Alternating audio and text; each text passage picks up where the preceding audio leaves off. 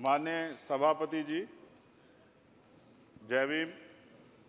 महामहिम राष्ट्रपति जी के अभिभाषण पर धन्यवाद प्रस्ताव पर बोलने को आपने मुझे अवसर दिया, इसके लिए मैं आपका आभारी हूं। सभापति महोदय, सर्वप्रथम मैं बहुजन समाज में जन्मे सभी संतों, गुरुओं, महान पुरुषों को नमन करता हूं, जिनमें महात्मा ज्योतिबा फूले, डॉक्टर बाबा साहब अम्बेडकर और मान्यवर काशीराम साहब को मैं याद भी करता हूं आज के दिन पर। साथ साथ नगीना की महान जनता और भीम आर्मी और हमारी पार्टी आज़ाद समाज पार्टी काशीराम के साथियों का भी धन्यवाद करता हूं। इसके बाद अपने कुल गुरु जगत गुरु सदगुरु रविदास जी महाराज को भी मैं नमन करता हूं, जिन्होंने दुनिया को लगभग 600 साल पहले बेगमपुरा शहर के रूप में दुनिया का सबसे महान लोकतांत्रिक दर्शन दिया। अध्यक्ष महोदय, माननीय सभापति जी, 14 अगस्त 1947 को ये देश अंग्रेजों के अधीन था। 15 अगस्त 1947 को हम लोग आज़ाद हुए। 16 अगस्त 1947 को देश आज़ादी में था, लेकिन धन धरती राजपाट में बंटवारा नहीं हुआ।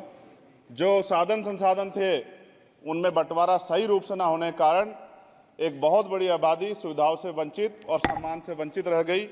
उनको सम्मान देने के लिए और अंतिम व्यक्ति तक सुविधाएं पहुंचे, इसके लिए लोकतंत्र की व्यवस्था हुई। लेकिन आज़ादी के 70 साल बाद भी हम कहाँ खड़े हैं, इस पर ये चिंता का विषय है। मैं मानता हूं कि सामाजिक न्याय तभी होगा माननीय सभापति जी, जब जातीय जनगणना पूरी होगी और जातीय जनगणना कराई जाएगी और साथ साथ संख्या के आधार पर आरक्षण जो है वंचित वर्गों का बढ़ाया जाएगा। उसके साथ साथ जब राष्ट्रपति जी अभिभाषण पर बात रख रही थी तो उन्होंने शहरी और ग्रामीण क्षेत्रों के विकास की बात कही और ये भी कहा कि दुनिया में सबसे उत्तम शहर हमारे यहाँ बने। लेकिन माननीय सभापति जी, 70% आबादी तो गांव में निवास करती है, तो गांव की आबादी के बारे में भी सोचना होगा कि उनका जीवन कैसे बदले। माननीय सभापति जी, उच्च शैक्षणिक संस्थानों में बहुजन समाज के जो छात्र हैं उनके साथ कास्ट एट्रोसिटी हो रही है, निरंतर उनकी हत्या हो रही है। साथ साथ जो सरकारी कर्मचारी हैं दफ्तरों में, उनके साथ भी जो SC ST OBC और मुस्लिम और अन्य धार्मिक अल्पसंख्यक, उनके साथ भी माननीय सभापति जी जातिगत और धार्मिक जो है शोषण किया जा रहा है। इसलिए मेरी मांग भी है कि पुरानी पेंशन को भी अध्यक्ष जी बहाल किया जाए। जो कर्मचारी देश की सेवा में लगे हैं उनका भी सम्मान होना चाहिए। साथ साथ सभापति जी, भाजपा ने चुनावी लाभ के लिए सबका साथ सबका विकास के नारे दिए जो खोखले हैं, क्योंकि 10 साल में दलित, पिछड़े, आदिवासी, मुस्लिम और अन्य धार्मिक अल्पसंख्यक जो अत्याचार हुए हैं वो किससे छिपे हुए नहीं हैं। ये गलत है, ये बंद होना चाहिए।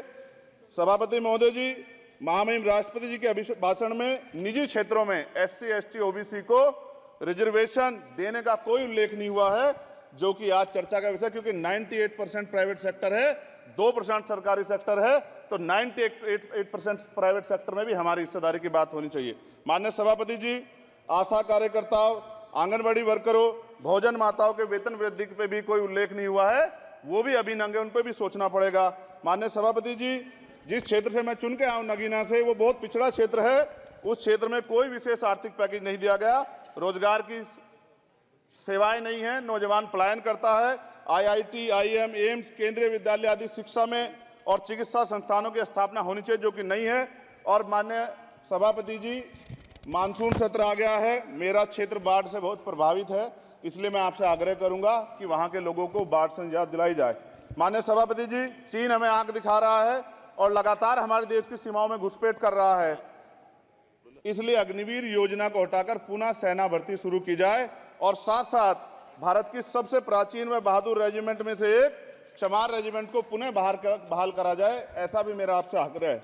माननीय सभापति जी, पिछले सारे प्रधानमंत्रियों ने मिलकर जितना कर्ज लिया है उससे दुगना कर्ज हमारे वर्तमान के प्रधानमंत्री जी ने लिया है। किसान अगर अपना कर्ज माफ कराने के लिए जाता है तो लाठी झेलनी पड़ती है, जबकि सरकार ने धन्ना सेठों का 15 लाख करोड़ रुपया माफ किया है। इस ओर हमें ध्यान देना पड़ेगा, हमारी आने वाली पीढ़ियों को ये कर्ज चुकाना पड़ेगा। माननीय सभापति महोदय जी, किसानों को MSP की लीगल गारंटी तथा किसानों का कर्ज माफ होना चाहिए। साथ साथ 2 अप्रैल 2018 को SC ST के बच्चों पे बहुत बड़े पैमाने पे मुकदमे लगे थे, वो हमारी लड़ाई सही थी, ये सुप्रीम कोर्ट ने माना और बाद में सरकार ने माना, वो मुकदमे तुरंत वापस होने चाहिए।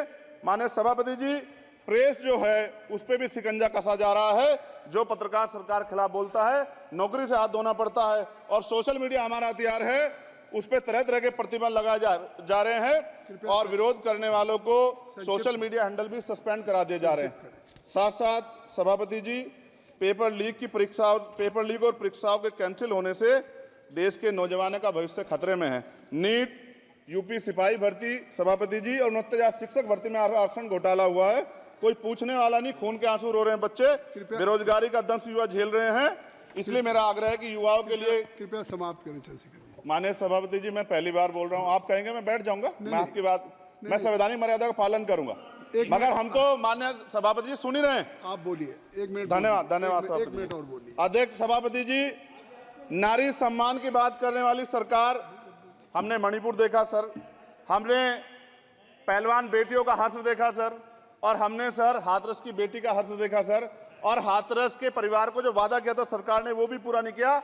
और महिलाओं में भी, स्पेशली दलित, पिछड़े और मुस्लिम वर्ग की, आदिवासी वर्ग की महिलाओं के साथ आज भी एनसीआरबी का डाटा कहता है सर जो जुल्म हो रहा है वो सहनीय नहीं है सर। साथ साथ कोविड में तैरती, हमने कोविड में बहुत सुना सर, कोविड में तैरती लाशें भी गंगा में हमने देखी है सर, और मजदूरों का हाल भी हमने देखा है। सभापति जी, बस सब समाप्त कर रहा हूं। नोटबंदी पे छोटे मजले उद्योग की जो कमर टूटी वो भी हमने देखी है।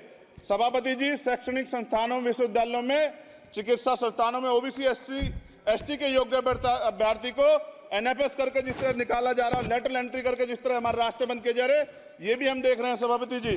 साथ साथ मेरा ये कहना है सर, ये सबका इशू है कि प्राइवेट कर्मचारी सर और सरकारी भी कई जगह पे 8 से ज्यादा घंटों से काम करते हैं और उनको जो सर उचित वेतन भी नहीं मिलता, तो न्यूनतम वेतन 20,000 रुपए तय हो और 24 घंटे की ड्यूटी। उदाहरण के तौर पे यूपी पुलिस सर बहुत पूरा काम करते हैं वो लोग, वो राज्य के विषय हैं। आप सर मैं आपके राज्य सरकार के लिए भी आपके संज्ञान में डाल रहा हूँ विषय सर। पुलिस सब जगह है सर, लेकिन सवाल ये है सर, बहुत पसीना बातें हैं, 8 घंटे की ड्यूटी और वेतन विसंगति, वोटर स्कीम से उनको जो बाहर किया जाए।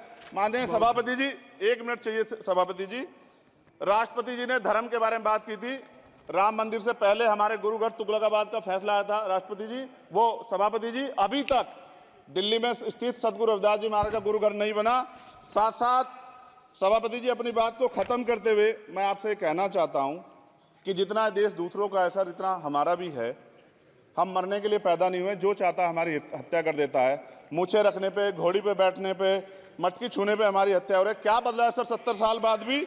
दलित, पिछड़े, मुसलमानों पे हिंसा नहीं रुक रही है सर। मेरा आपसे संरक्षण के साथ ये आग्रह है कि इन घटनाओं को रोका जाए और देश किसी की बपोती नहीं है, देश संविधान से चलता है सर।